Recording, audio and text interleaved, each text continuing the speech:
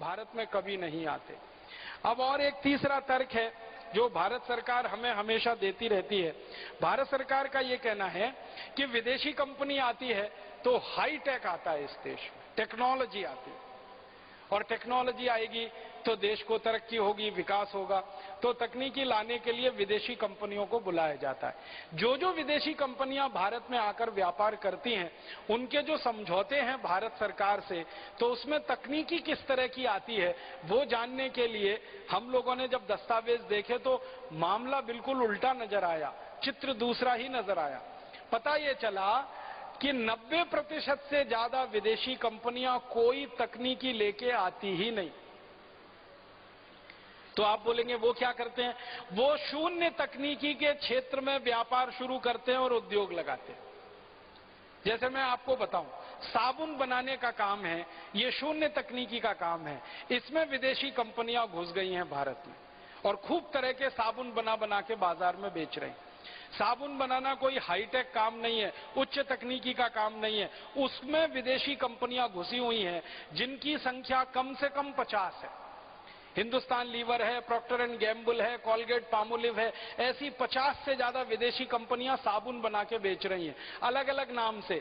Life boy, Lux, Liril, Rexona, Pears, Cameo, Palmolive, Dove, Johnson and Johnson baby soap वगैरह वगैरह, ये सब साबुन विदेशी कंपनियों के हैं। इसमें कोई टेक्नोलॉजी नहीं है, क्योंकि साबुन बनाना बहुत सरल काम है, आसान काम है, आप भी बना सकते हैं।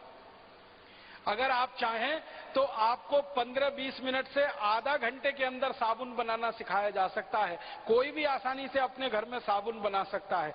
कोई बड़ा भारी काम नहीं है, कोई मशीन नहीं लगती है, हाथ से हो जाता है। मशीन तो लगती है उसकी कटिंग करने में और उसको डिजाइन देने में, उसकी पैकिंग करने में। साबुन बनाने में कोई बहुत बड़ी टेक्नोलॉजी नहीं है मशीन। और 50 से ज्यादा विदेशी कंपनियां इसी में घुसी हुई। इसी तरह से क्रीम है, पाउडर है, लिपस्टिक है, नेल पॉलिश है, शैम्पू है, खाने पीने के बिस्किट्स है, चॉकलेट है, टॉफी है, पाव रोटी है, डबल रोटी है, ये चिप्स है, टमाटर की चटनी है, आम का अचार है, और नमक को डब्बे में भर के बेचने की कला है, और गेहूं का आटा बना के उसको बेचने का काम है। ये सब शून्य। पानी बोतल में भर के बेचने का काम है। इसमें किसी में कोई हाईटेक नहीं है, कोई उच्च तकनीकी नहीं। आप मुझे बताइए, आलू से चिप्स बनाना कौन नहीं जानता इस देश में? कौन सा ऐसा परिवार है जिस परिवार की मां या बहन या बेटी आलू से चिप्स नहीं बना सकती? और उसको बनाने के लिए अमेरिका से कंपनी आई है पेप्सी कोला, वो चिप्स बना के बेचती है।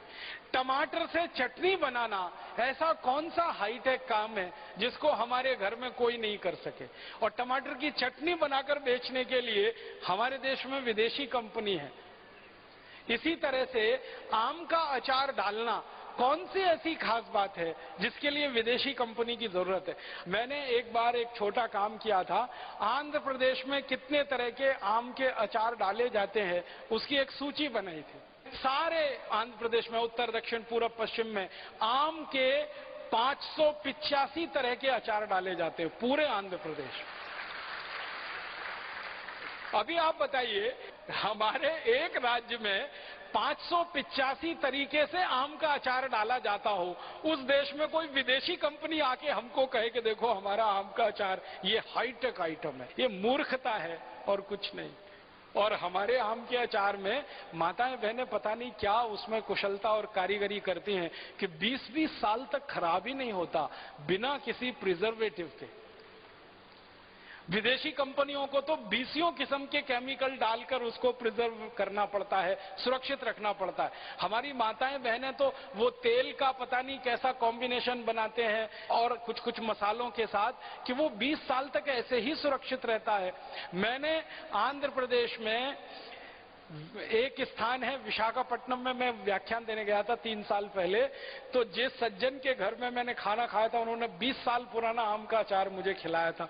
तो वो लगता था कि ये 20 साल सुरक्षित कैसे है। तो मैंने बार बार पूछा तो उन्होंने कहा कुछ साधारण सी बात है, तेल डाला है, फिर मेथी दाना डाला है, फिर उसमें और रसोई घर में उपलब्ध जो आयुर्वेदिक चीजें हैं वो डाली है, उसी से 20 साल सुरक्षित है। विदेशी कंपनी को तो उतनी सुरक्षा हो ही नहीं पाती, वो तो 2-3 साल में ही उनका आम का अचार खराब हो जाता है। और ज्यादातर विदेशी कंपनियों के आम के अचार के पैकेट पर लिखा रहता है कि 3 महीने से 6 महीने में खा के इसको खत्म कर दीजिए, नहीं तो बेकार हो जाए।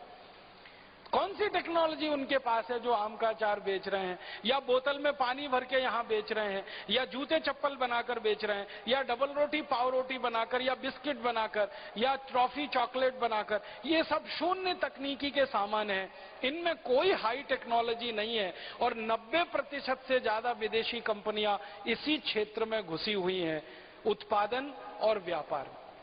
मैं आपको नाम लेके बताता हूं। एक बड़ी विदेशी कंपनी है जिसका नाम है बाटा।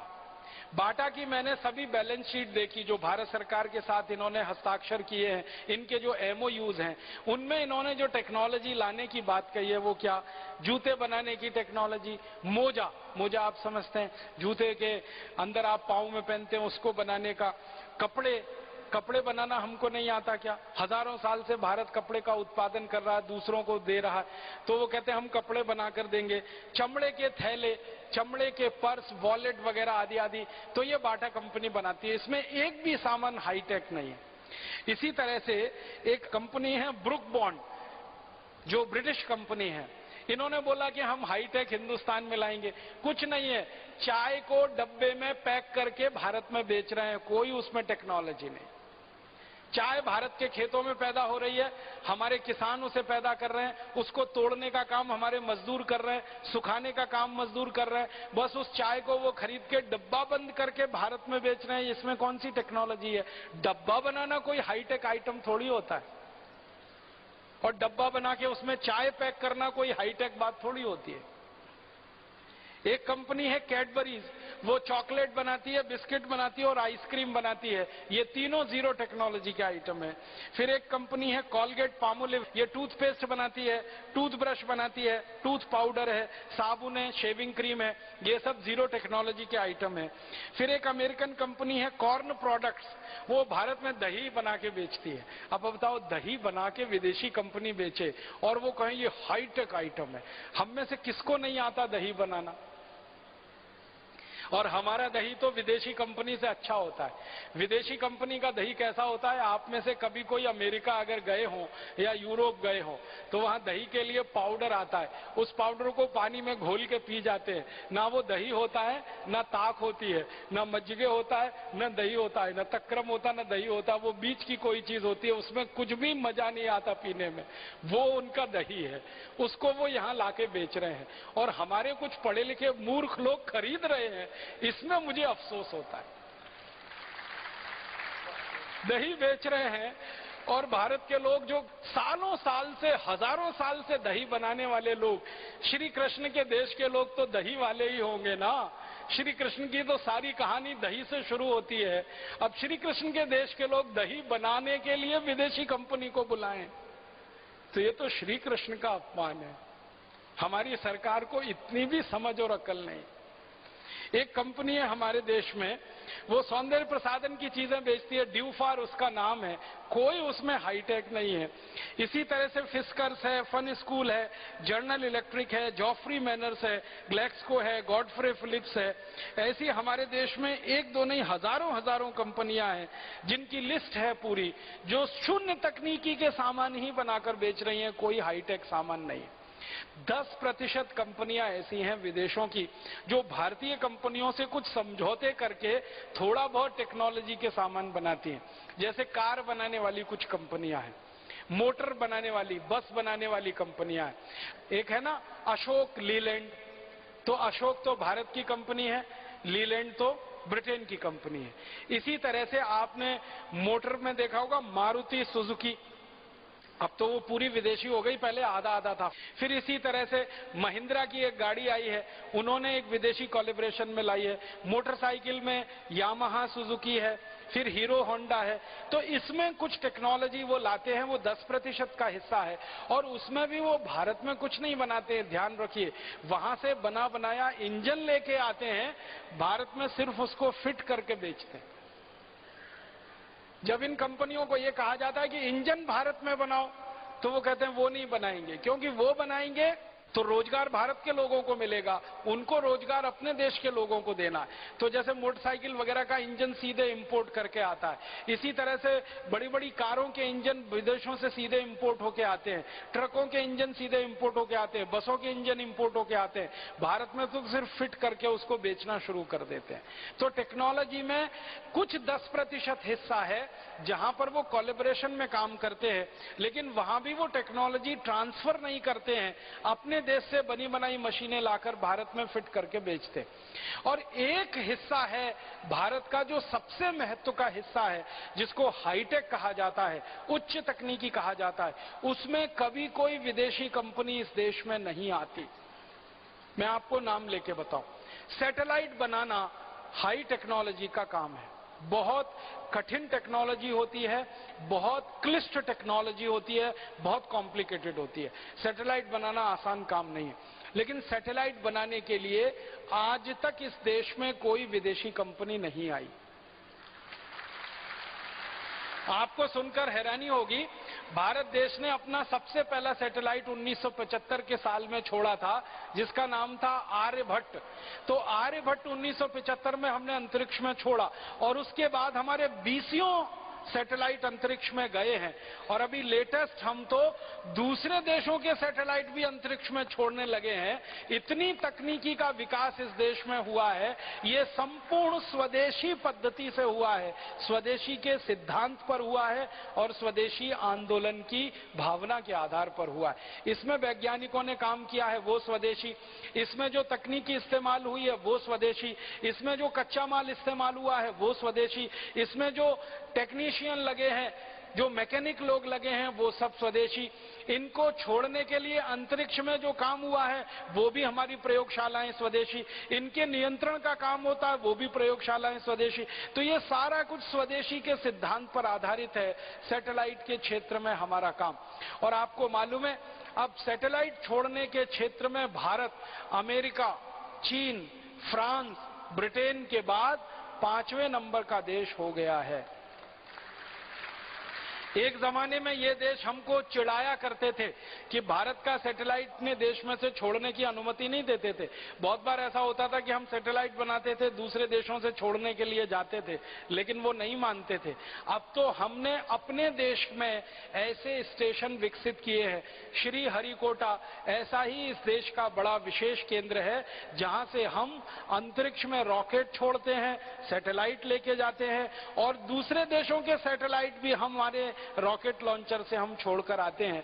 इतनी तरक्की और इतना विकास इस देश में हुआ पिछले 30 वर्ष में, तो सिर्फ स्वदेशी की ताकत और स्वदेशी के सिद्धांत पर हुआ है। एक और उदाहरण देता हूं, मिसाइल बनाने की जो टेक्नोलॉजी है ये संपूर्ण स्वदेशी है, भारत में विकसित हुई है। आज से 30 साल पहले भारत के पास कोई मिसाइल नहीं थी अपनी, हम विदेशी मिसाइलों पर निर्भर थे। या तो रूस की मिसाइल हमें मिले या अमेरिका हमको दे। लेकिन 30 साल से इस देश के वैज्ञानिकों ने, विशेष रूप से डीआरडीओ के वैज्ञानिकों ने रात दिन मेहनत और परिश्रम करके मिसाइल बनाने की स्वदेशी तकनीकी विकसित की। हमने 100 किलोमीटर की मार करने वाली मिसाइल बनाई, फिर 200 की, फिर 500 की, फिर 1000 की, फिर 1500 की, अभी 2000 की, अभी 2500 की, और अब 5000 किलोमीटर की मार करने वाली मिसाइल इस देश में विकसित हो गई। और जिन वैज्ञानिकों ने ये पराक्रम किया है, जिन वैज्ञानिकों ने ये परिश्रम किया है, वो सारे वैज्ञानिक बधाई के पात्र हैं।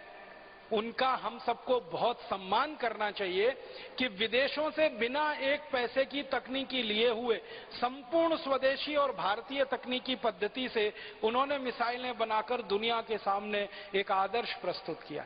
जिन वैज्ञानिकों ने ये सारा पराक्रम किया, सारा परिश्रम किया, महत्व की बात उनके बारे में जो ये है कि वो सब यहीं पैदा हुए, यहीं बढ़े, यहीं पढ़े और यहीं रिसर्च किया, और इतना ऊंचा उन्होंने स्थान दुनिया के सामने भारत का स्थित करवा दिया। आप जानते हैं डॉक्टर एपीजे अब्दुल कलाम हमारे देश के मिसाइल का जो प्रोजेक्ट चला उसके पितामह माने जाते हैं। हिंदुस्तान के मिसाइल की तकनीक का इतना ज्यादा स्वदेशी विकास हुआ डॉक्टर अब्दुल कलाम जैसे वैज्ञानिकों की रात दिन मेहनत और परिश्रम का है।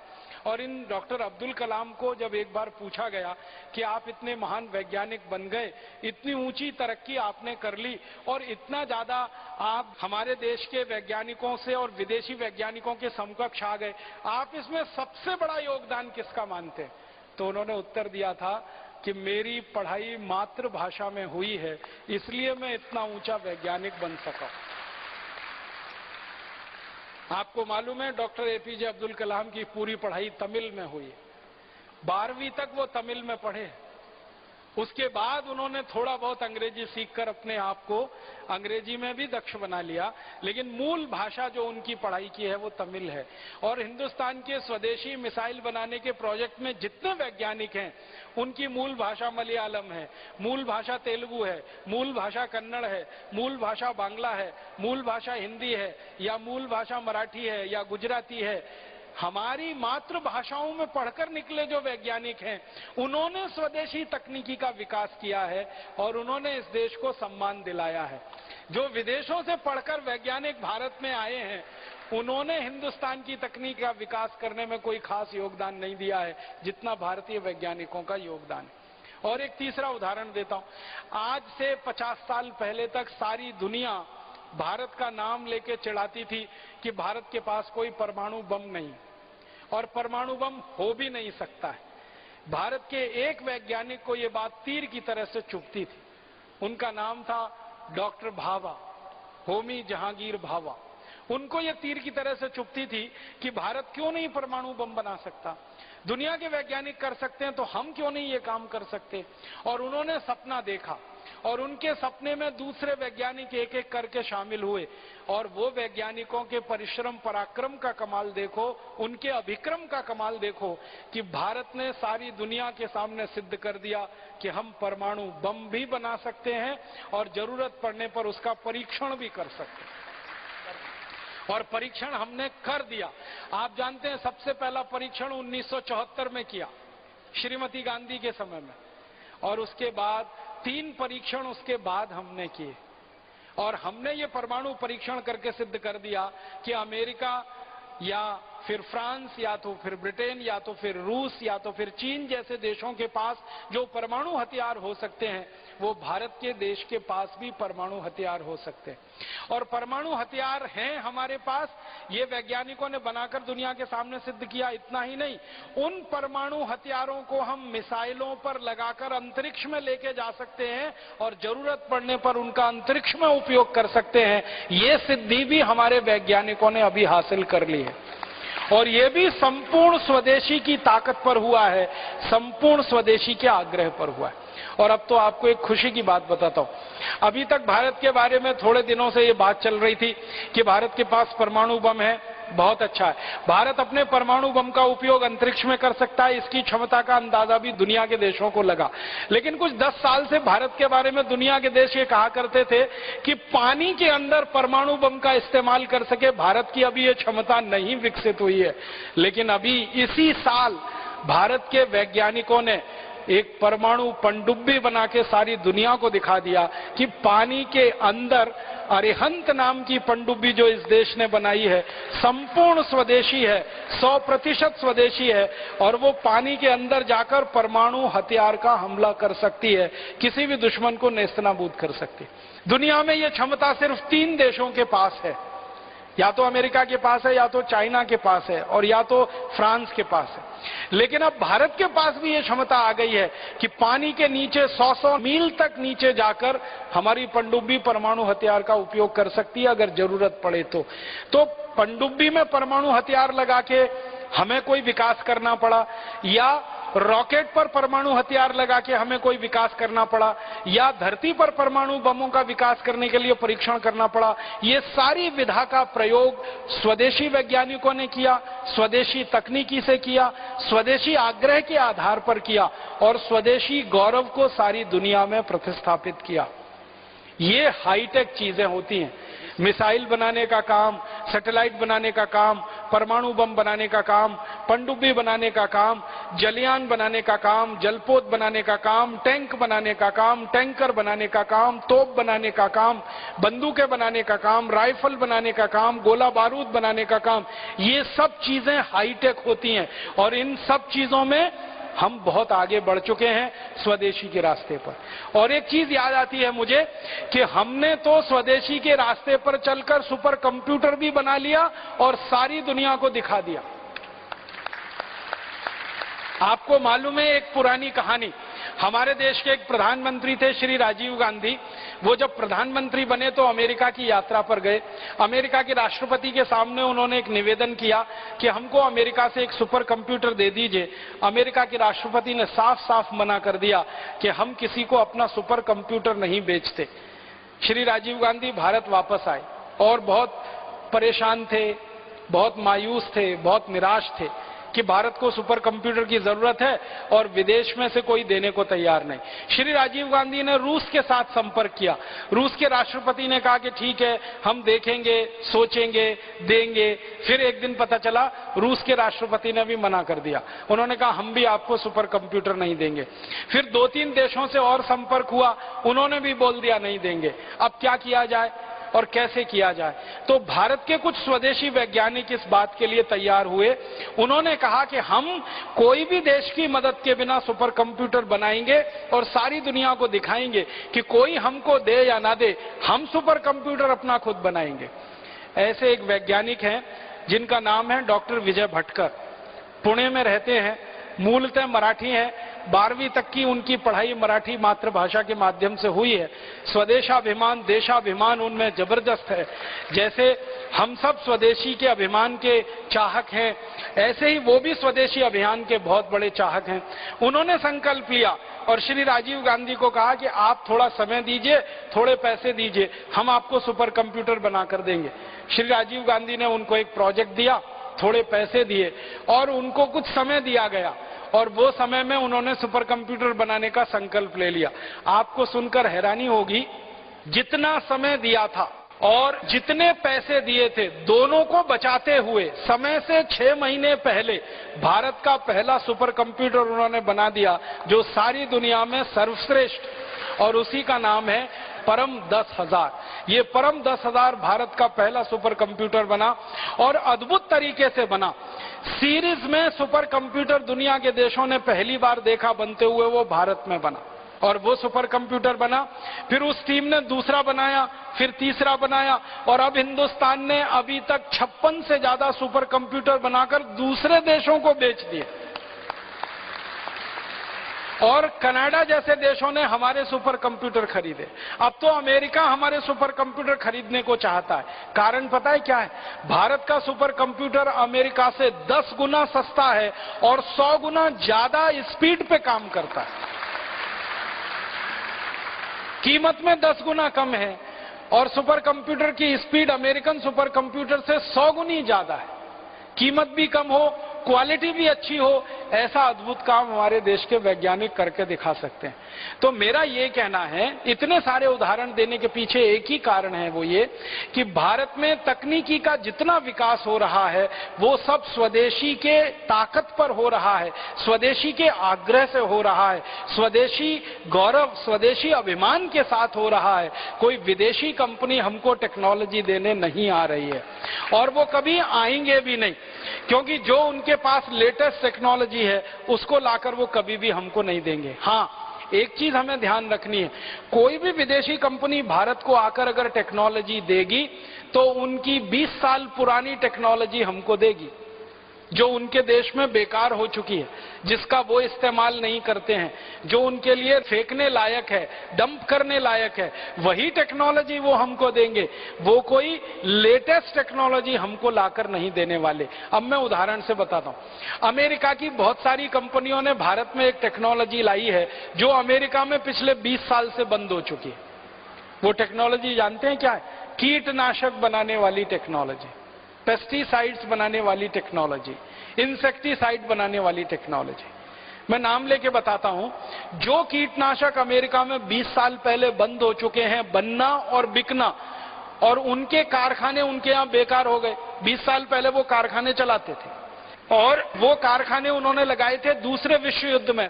आपको एक बहुत रोचक जानकारी बताता हूं, ये जो कीटनाशक बनाने वाले कारखाने होते हैं और ये रासायनिक खाद बनाने वाले जो कारखाने होते हैं, urea, DAP, super phosphate, endosulfan, malathion, parathion, benzene hexachloride, chlorpyrifos, monocrotophos, dichromate, ये सारे जहरीले रसायन बनाने वाले जो कारखाने होते हैं, ये सब लगाए गए थे अमेरिका और यूरोप में जब दूसरा विश्व युद्ध शुरू हुआ था 1939 में। 1939 से 1945 के बीच में ये सारे कीटनाशक और जहरीले रसायन बनाने वाले कारखाने लगे यूरोप और अमेरिका में। क्यों? क्योंकि उस समय बम बनाने में इन सभी जहरीले रसायनों का इस्तेमाल होता था और दूसरे विश्व युद्ध में लाखों करोड़ों रुपए के बम बिके हैं, हथियार बिके हैं, ये सब आप जानते हैं। और उन हथियारों और बम के कारण 2 करोड़ से ज्यादा लोग मरे हैं दूसरे विश्व युद्ध में, ये भी आप जानते हैं। तो ये हथियार बनाने के लिए रासायनिक सामान बनाए जाते थे, उनके कारखाने लगाए। बाद में क्या हुआ? दूसरा विश्व युद्ध खत्म हो गया, रासायनिक हथियार बिकना बंद हो गए, बम बिकना बंद हो गए, तो बम को बनाने वाला जो कच्चा माल होता था, रॉ मटेरियल, वो बिकना बंद हो गया। तो इन सब देशों ने क्या रास्ता निकाला कि जो कच्चा माल है, उनके पास रॉ मटेरियल है, वो दूसरे देशों में बेचा जाए और दूसरे देशों में उसकी खपत कराई जाए। तो दूसरे देशों में उस कच्चे माल को बेचने के लिए रासायनिक खाद और कीटनाशक बना लिए और धीरे धीरे अपने देश से उन्होंने सारा उत्पादन बंद कर दिया। आज से 20 साल पहले अमेरिका ने रासायनिक खाद और कीटनाशक के जो कारखाने बंद किए, वो सारी की सारी टेक्नोलॉजी उन्होंने भारत को उठा के दे दी और हमने वो खरीद ली। यूरोप के देशों ने हमको वो कारखाने बेच दिए, हमने खरीद लिए। तो भारत में अब जहर बनाने वाले कारखाने हैं, बेंजीन हेक्साक्लोराइड यहां बनता है, डीडीटी यहां बनता है, क्लोरोपाइरीफॉस बनता है, मोनोक्रोटोफॉस बनता है, डाइक्रोमेट बनता है। ऐसे 56 से ज्यादा जहरीले रसायन हैं जो अमेरिका और यूरोप में बनना बंद हो चुके हैं, लेकिन वो भारत में बनते हैं। यहां पर उनका माल बिकता है, बेचे जाते हैं और किसानों को फंसा फंसा कर खेतों में उनको डलवाया जाता है। ये टेक्नोलॉजी विदेशों ने हमको दी है और इस टेक्नोलॉजी का जानते हैं साइड इफेक्ट कितना है। एक ही घटना सुनाता हूं, आप उससे अंदाजा लगाइए। 1984 में अमेरिका की एक कंपनी ने अमेरिका से अपना कारखाना उठाकर भारत में लगाया। उस कंपनी का नाम था यूनियन कार्बाइड और वो कारखाना लगा भोपाल में, और भोपाल में लगा बहुत घनी बस्ती के बीच में, जवाहर नगर में। तो वहां यूनियन कार्बाइड का कारखाना लग गया। उस कारखाने में उन्होंने एक जहरीला सामान बनाना शुरू किया जिसका नाम था 777 777 एक कीटनाशक वो बनाते थे। उसमें जहरीले रसायन और गैसों का इस्तेमाल करते थे और एक दिन वो जहरीली गैस का सिलेंडर फट गया, उसमें से हजारों टन जहरीली गैस निकली और भोपाल में 17,000 लोग एक ही रात में तड़प तड़प कर मर गए और 1 लाख से ज्यादा लोग जिंदगी भर के लिए विकलांग हो गए। किसी के फेफड़े गल गए, किसी की किडनी खराब हो गई, किसी का लीवर चला गया, किसी की आंखें चली गई, किसी की सुनने की शक्ति चली गई, किसी की प्रोक्रिएशन की ताकत खत्म हो गई। ऐसी विकलांगता में 1 लाख से ज्यादा लोग, और आने वाली पीढ़ियों पर उसका असर है क्योंकि अभी तक भोपाल में बच्चे पैदा होते हैं, इस दुर्घटना के बाद वो विकलांग पैदा होते हैं, जबकि इस घटना को 25 साल से ज्यादा गुजर गए।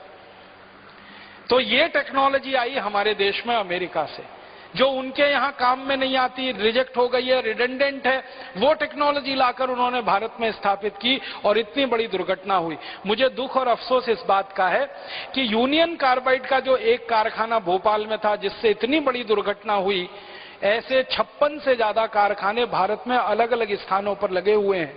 अमेरिका और यूरोप की देशों की लाई हुई रद्दी से रद्दी तकनीकी उसमें इस्तेमाल की जा रही है और जहर का उत्पादन किया जा रहा है और ये जहर भारत के किसानों को बेचा जा रहा है। किसान उसको खेत में डाल रहे हैं, खेत में से वो गेहूं, चावल, चने, दाल में आ रहा है, फिर वो हमारे शरीर में आ रहा है, फिर उसको खाकर हमारे शरीर में 20 किस्म की बीमारियां हो रही हैं। इतनी रद्दी और घटिया टेक्नोलॉजी यूरोप और अमेरिका से हमारे देश में आती है, ये हमें ध्यान देना चाहिए। वो हाई टेक्नोलॉजी हमको नहीं देते, जो टेक्नोलॉजी उनके यहां बिल्कुल काम की नहीं है, कबाड़ की है, उसको उठाकर भारत को बेच देते। इसी तरह से और एक उदाहरण बताऊं, अमेरिका की कुछ कंपनियों ने भारत में रेफ्रिजरेटर बेचना शुरू किया है। आप जानते हैं कि ये रेफ्रिजरेशन की जो टेक्नोलॉजी है, ये हमारे पर्यावरण को बहुत ज्यादा प्रदूषित करती है और हमारी जो ओजोन लेयर है, जो हमारी सुरक्षा के लिए भगवान ने हमको दे रखी है, उसको खत्म करती है। तो जो रेफ्रिजरेटर बनाना अमेरिका, यूरोप ने 15-20 साल पहले बंद कर दिया, वो टेक्नोलॉजी लेकर उनकी कंपनियां भारत में आई हैं और वही रेफ्रिजरेटर बेच रही हैं जो 20 साल पहले उनके देश में बंद हो चुके। इसी तरह से और भी कई क्षेत्र में केमिकल टेक्नोलॉजी के फील्ड में बहुत सारी तकनीकी उन्होंने लाके हमारे देश को देना शुरू किया है। तो मेरा आपको कहने का एक ही अभिप्राय है, वो ये कि कोई भी विदेशी कंपनी लेटेस्ट टेक्नोलॉजी लाकर भारत को नहीं देती, जरूरत की तकनीकी लाकर वो हमको नहीं देते। जिस तकनीकी की हमें जरूरत है, आवश्यकता है, वो मना कर देते हैं, और जो तकनीकी हमें बिल्कुल नहीं चाहिए, जबरदस्ती हमारे सिर पर थोप देते हैं, डाल देते हैं, और हमारे भ्रष्ट नेता उन कंपनियों के पैसे के लालच में, रिश्वत के लालच में, घूस के लालच में इस तरह के समझौते किया करते रहते हैं। और एक जानकारी दूं, यूरोप और अमेरिका में जो केमिकल वेस्ट होता है, न्यूक्लियर वेस्ट होता है, जो उनके देश में वो डंप नहीं कर सकते, उसको लाकर भारत में बेचने के वो समझौते समय समय पे करते रहते हैं। अभी थोड़े दिन पहले ऐसा ही एक समझौता हुआ है। केरल में एक बहुत सुंदर स्थान है वाइपिन, वो बहुत ही खूबसूरत जगह है। वहां पर सारा केमिकल वेस्ट और न्यूक्लियर वेस्ट लाकर पश्चिमी देशों का डंप किया जाएगा, इसका समझौता होने की तैयारी चल रही। और अगर हम जागरूक नहीं रहे, हमारी आंखें और कान खुले नहीं रहे और हमने इसका विरोध नहीं किया, तो कल ये समझौता हो जाएगा और लाकर उस पूरे द्वीप को शमशान बना देंगे, वीरान बना देंगे। तो विदेशों से जो तकनीकी आ रही है उसके बारे में हमें आंखें खोल के, कान खोल के देखना, समझना चाहिए वो हमारे कितने काम की है, कितनी बेकार है। और एक दो छोटे उदाहरण से बताता हूं टेक्नोलॉजी कैसे आती है और हमको कितना तकलीफ दे जाती है। आपको याद है 15-20 साल पहले इस देश में एक टेक्नोलॉजी आई, प्रेशर कुकर बनाने की टेक्नोलॉजी। ये हमने विदेशों से लाई। हमारे देश में तो प्रेशर कुकर हमने कभी बनाया नहीं। कारण क्या है? हमको जरूरत नहीं। चीजें जो है ना, वो जरूरत के हिसाब से बनती है। वो एक कहावत आपने सुनी है, आवश्यकता आविष्कार की जननी होती है। जो जरूरतें होती हैं, आवश्यकता होती हैं, तो आविष्कार होता है। हमको हमारे देश में कभी जरूरत नहीं लगी, इसलिए हमने प्रेशर कुकर नहीं बनाया, लेकिन विदेशों से हमने वो टेक्नोलॉजी ले आई। अब वो टेक्नोलॉजी ले आई, अब हम प्रेशर कुकर में खाना बनाते हैं। अब प्रेशर कुकर में जो खाना बनाते हैं, आपको मालूम है वो एल्यूमिनियम का है, और दुनिया में एल्यूमिनियम सबसे खराब धातु है खाना बनाने के लिए और खाना खाने के लिए। इसी तरह से और भी कई क्षेत्र में केमिकल टेक्नोलॉजी के फील्ड में बहुत सारी तकनीकी उन्होंने लाके हमारे देश को देना शुरू किया है। तो मेरा आपको कहने का एक ही अभिप्राय है, वो ये कि कोई भी विदेशी कंपनी लेटेस्ट टेक्नोलॉजी लाकर भारत को नहीं देती, जरूरत की तकनीकी लाकर वो हमको नहीं देते। जिस तकनीकी की हमें जरूरत है, आवश्यकता है, वो मना कर देते हैं, और जो तकनीकी हमें बिल्कुल नहीं चाहिए, जबरदस्ती हमारे सिर पर थोप देते हैं, डाल देते हैं, और हमारे भ्रष्ट नेता उन कंपनियों के पैसे के लालच में, रिश्वत के लालच में, घूस के लालच में इस तरह के समझौते किया करते रहते हैं। और एक जानकारी दूं, यूरोप और अमेरिका में जो केमिकल वेस्ट होता है, न्यूक्लियर वेस्ट होता है, जो उनके देश में वो डंप नहीं कर सकते, उसको लाकर भारत में बेचने के वो समझौते समय समय पे करते रहते हैं। अभी थोड़े दिन पहले ऐसा ही एक समझौता हुआ है। केरल में एक बहुत सुंदर स्थान है वाइपिन, वो बहुत ही खूबसूरत जगह है। वहां पर सारा केमिकल वेस्ट और न्यूक्लियर वेस्ट लाकर पश्चिमी देशों का डंप किया जाएगा, इसका समझौता होने की तैयारी चल रही। और अगर हम जागरूक नहीं रहे, हमारी आंखें और कान खुले नहीं रहे और हमने इसका विरोध नहीं किया, तो कल ये समझौता हो जाएगा और लाकर उस पूरे द्वीप को शमशान बना देंगे, वीरान बना देंगे। तो विदेशों से जो तकनीकी आ रही है उसके बारे में हमें आंखें खोल के, कान खोल के देखना, समझना चाहिए वो हमारे कितने काम की है, कितनी बेकार है। और एक दो छोटे उदाहरण से बताता हूं टेक्नोलॉजी कैसे आती है और हमको कितना तकलीफ दे जाती है। आपको याद है 15-20 साल पहले इस देश में एक टेक्नोलॉजी आई, प्रेशर कुकर बनाने की टेक्नोलॉजी। ये हमने विदेशों से लाई। हमारे देश में तो प्रेशर कुकर हमने कभी बनाया नहीं। कारण क्या है? हमको जरूरत नहीं। चीजें जो है ना, वो जरूरत के हिसाब से बनती हैं। वो एक कहावत आपने सुनी है, आवश्यकता आविष्कार की जननी होती है। जो जरूरतें होती हैं, आवश्यकता होती हैं, तो आविष्कार होता है। हमको हमारे देश में कभी जरूरत नहीं लगी, इसलिए हमने प्रेशर कुकर नहीं बनाया, लेकिन विदेशों से हमने वो टेक्नोलॉजी ले आई। अब वो टेक्नोलॉजी ले आई, अब हम प्रेशर कुकर में खाना बनाते हैं। अब प्रेशर कुकर में जो खाना बनाते हैं, आपको मालूम है वो एल्यूमिनियम का है। और दुनिया में एल्यूमिनियम सबसे खराब धातु है खाना बनाने के लिए और खाना खाने के लिए। सारे वैज्ञानिकों की शोध इस बात पर केंद्रित है कि एल्यूमिनियम के पात्र में खाना बनाकर अगर आप खा रहे हैं तो आप धीमा जहर खा रहे हैं और ये जहर एक दिन जानलेवा होगा। मैंने इस पर थोड़ा अभ्यास किया तो पता चला कि एल्यूमिनियम के प्रेशर कुकर में बार बार खाना बनाकर जो हम खाते हैं, तो एल्यूमिनियम भारी तत्व है, हैवी मेटल है, वो शरीर में डिपॉजिट होता रहता है। और शरीर का जो एक्सक्रीटा सिस्टम है, जो जहर को बाहर निकालने वाला सारा तंत्र है, वो एल्यूमिनियम को कभी भी निकाल नहीं पाता, क्योंकि एल्यूमिनियम बहुत भारी है, बहुत हैवी है। तो वो जमा होता रहता है और जमा होते होते फिर दमा, अस्थमा, ट्यूबरकुलोसिस जैसी गंभीर बीमारियों का कारण बनता है। मैंने विद्यार्थी जीवन में एक छोटा सा सर्वे किया था कि भारत में जो गरीब लोग होते हैं उनको दमा और अस्थमा क्यों होता है। कारण उसका ये पता चला कि ज्यादातर गरीब लोग एल्यूमिनियम के बर्तनों में खाना बनाते हैं और खाते हैं। ये उनके दमा और अस्थमा होने का, टीबी होने का सबसे बड़ा कारण। और आप जानते हैं कि आधुनिक चिकित्सा विज्ञान में एल्यूमिनियम का इस्तेमाल वर्जित है। आयुर्वेद में भी स्वामी जी कह रहे हैं कि दवा नहीं बना सकते, एलोपैथी में भी एल्यूमिनियम का इस्तेमाल वर्जित है। लेकिन उस एल्यूमिनियम का करोड़ों टन में विदेशों से हम इंपोर्ट करके प्रेशर कुकर बना के घर घर में इस्तेमाल कर रहे हैं और खुद दमा, ट्यूबरकुलोसिस, अस्थमा के शिकार हो रहे हैं। हमें खुद नहीं मालूम है कि हमारे दमा का कारण प्रेशर कुकर है, हमारे दमा का कारण, हमारे कैंसर का कारण, गंभीर बीमारियों का कारण वो एल्यूमिनियम है जिससे प्रेशर कुकर बना है। किडनी फेल होने का कारण वो एल्यूमिनियम। मैं आपको एक पुरानी जानकारी देना चाहता हूं, तब आप इसकी भयावहता को समझ पाएंगे। जब अंग्रेजों की सरकार इस भारत में चलती थी और क्रांतिकारी अंग्रेजों के खिलाफ धरना प्रदर्शन करते थे और उनके सत्याग्रह होते थे और आंदोलन चलते थे, तो अंग्रेज सरकार क्रांतिकारियों को जेल में बंद करती थी। और अंग्रेज सरकार का यह उद्देश्य रहता था कि ये क्रांतिकारी जल्दी से मरें। तो जेलों में जितने क्रांतिकारियों को बंद किया जाता था, उन सबको एल्यूमिनियम के पात्र में ही भोजन दिया जाता था ताकि जल्दी मरे। अंग्रेजों की सरकार ने बाकायदा इसके लिए कानून बनाया था। हमारे देश के अमर शहीद भगत सिंह को, चंद्रशेखर को, अशफाकुल्ला को, तात्या टोपे को, अजीमुल्ला को, अमजद खान को, सारे के सारे क्रांतिकारियों को जेलों में अंग्रेजों ने जब बंद किया तो एल्यूमिनियम के पात्र में उनको चाय मिलती थी, एल्यूमिनियम के पात्र में चावल, दाल, रोटी, सब्जी सब दिया जाता था ताकि इनके शरीर में एल्यूमिनियम जाए और ये क्रांतिकारी मरे, ताकि अंग्रेज सरकारों का रास्ता साफ हो। इस आधार पर अंग्रेज ये कानून बनाकर चलाया करते थे।